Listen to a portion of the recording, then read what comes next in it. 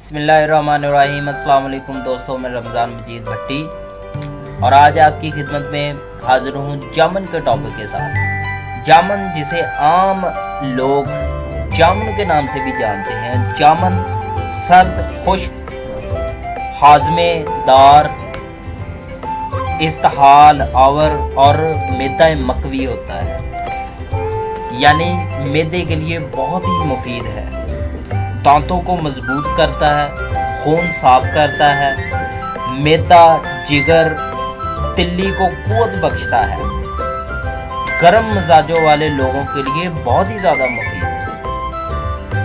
गिरते हुए बालों को रोकता है, पेशाब की ज़्यादती और पेशाब के साथ शक्कर आने यानी ज़ियाबित्स और मसाने की कमज़ोरी के लिए फ़ायदेमंद है। ज़ियाबित्स के लोगों के लिए ये ग़ज़ा की ग़ज़ा है और दवा की दवा है। इसकी गुठली यानी इसकी गुठली, जिसे आम लोग